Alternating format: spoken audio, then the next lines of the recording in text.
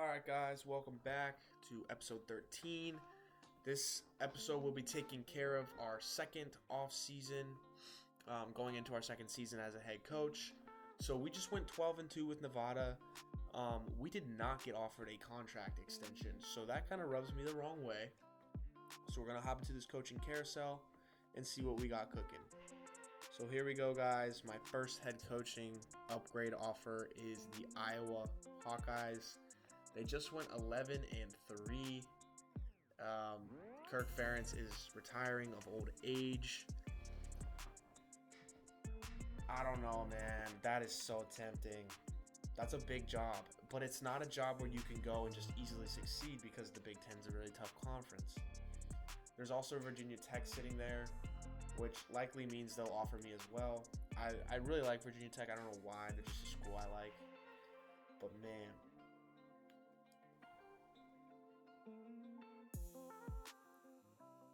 I've also never coached Iowa in this game, believe it or not.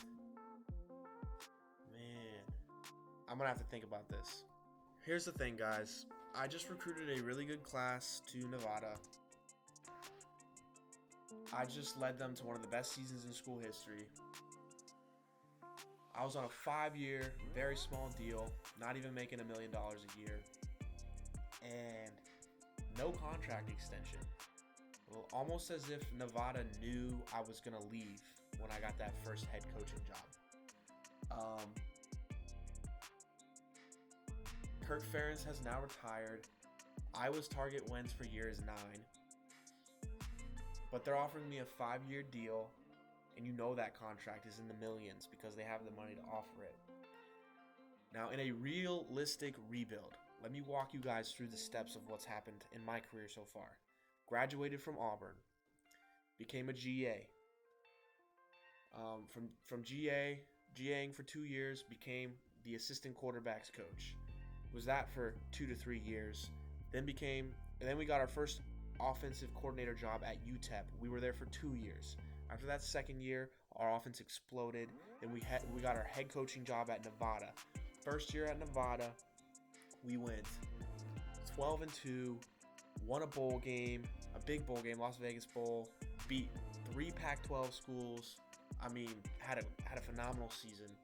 We're a young head coach. This is a program that's never won a national championship, hasn't won a Big Ten championship in 2004. We're in what year? 2015. Over a decade they haven't won the Big Ten championship. I think I gotta take this job. Realistically, if this was real life, would I be turning down this kind of money to go to this job? I don't think so. So we're gonna sign on the dotted line, guys. I'm sad because I had some recruits I was really excited about, but maybe we can get some of them to transfer over with us. All right, let's see what Nevada does to replace me. They end up hiring Blake Baker, the now former head coach of Tulane. He's an A- prestige, and this is considered a better job than Tulane. So he runs an Auburn spread as well. So, man, he left his alma mater. Wow. But yeah, so Nevada looks like they're in pretty good hands. But man, I'm excited to get started at Iowa. All right, here we are. Expectations are high at Iowa, coach, but you knew that when you took the job. Let's take a look at my coach info real quick. So we are now 30 years old. We graduated college when we were 22. We spent 2 years as a GA at Auburn, which makes us 24.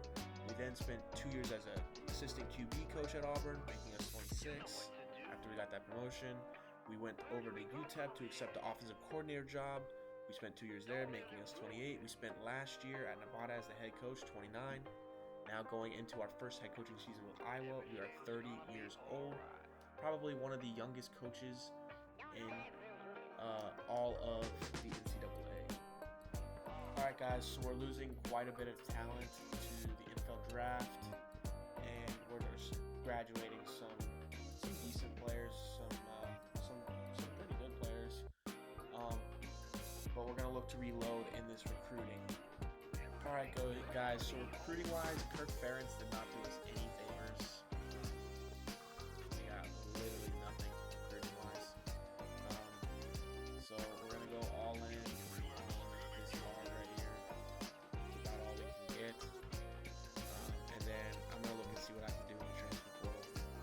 Alright guys, we would end up picking up that 76 overall right guard, which would bump our class up to the 38th class when it was the 51st. And then we'll check in on Nevada. They would finish out with the 12th best class. I had them at the 7th, so they must have lost some recruits there at the end.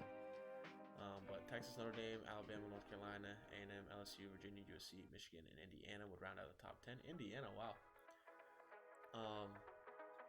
But yeah, Nevada up there with a 5-star, a couple 4 stars, a couple 3 stars. So I'm going to see if I can get Ricky Dunn to transfer, but I think we're going to bring Jake with us, depending on what our quarterback situation looks like. All right, guys, we had a big off-season. We managed to get Jake Barlage to transfer for his senior season. He will be the starting quarterback of the Iowa Hawkeyes, and we had 2 other key transfers. Gavin Williams looking like he's going to be our starter, but Brian Grant, guys, Brian Grant, he was a 70 overall last season. He went up 11 points. He started all of last season for us. He had a huge boost. He's now 81 overall. His speed went up 5 points, but I think really what has impressed me the most, I've never seen it happen in this game. His speed went up, or his excel went up from an 80 to a 92. Never ever seen that happen in this game. I waited for the player results to happen through the offseason before transferring these players over. So I took their exact stats from Nevada, transferred them over to players on the Iowa roster. That's the only way to really make transfers work in this game.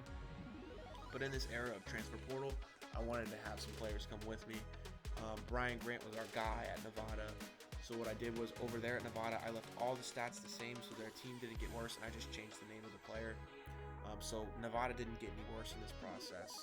But we did get Jake, Brian Grant, and then lastly, Ricky Carr, this halfback. We were super excited about getting him. He's only a 73 overall, but he's got the 92 and the 93. But I've never seen a player's attributes go up by 12 before ever in this game. It's absolutely nuts. So Brian Grant, I think he might end up starting for us over Gavin Williams. I don't know. It's gonna be we might have a 2-back system. I don't know. As you can see, Ricky Carr is redshirting his freshman year. But man, this is gonna be nuts. And then it's gonna be cool to have Jake finish out his senior year here at Iowa at the Big Ten school.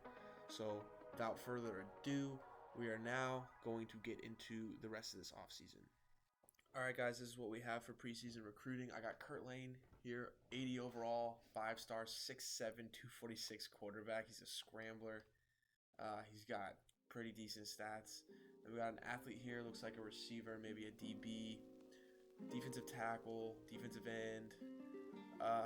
Our wide receiving core is really weak, so I kept this guy on here. We probably won't recruit him very hard. Some more I went for first year. I went for the trenches. I went for defensive ends, defensive tackles, and offensive linemen. These offensive linemen aren't very good, but we have really solid offensive linemen already. So these guys will come in redshirt and just develop behind them. Then Victor Rollins, he's a 69 overall. He's got 95 speed though. If we can get that Excel stat up, he's got 82 jumping, 6'5", 4-star. I think I'll probably turn him into a tight end or something. Just a really quick tight end that can beat guys off the line. He'll be good. J.R. Carlson, 4-star corner. He's a gem. Same with Ian Washington. We got Dan Haynes, who's a free safety. He's an absolute freak. He's the #1 free safety in the country. Don't know if we'll be able to pull him, but I put him on my list. Our secondary is just something I noticed that was really weak, so we got to beef up the secondary, so that's what we went for here on the back end. But that's what we got for recruiting so far. All right, guys, here's our schedule for next year. We got NC State, neutral site, Mercedes-Benz, Chick-fil-A kickoff. Then we got Iowa State in the Cy-Hawk Trophy game at home. Clemson on the road. They're not ranked. They had a bad year last year. Dabo Swinney actually got fired. But they'll be a tough opponent nonetheless in Death Valley. Then we got a tune-up game, Kent State, before we head into conference play against rival Minnesota. Bye week at the road at Michigan State. At the road at Northwestern, home game against rival Purdue, on the road against Indiana, home game against Ohio State, on the road in the Big House against Michigan, and then a home game to finish up our rivalry game with Nebraska. That's going to be our schedule for next season.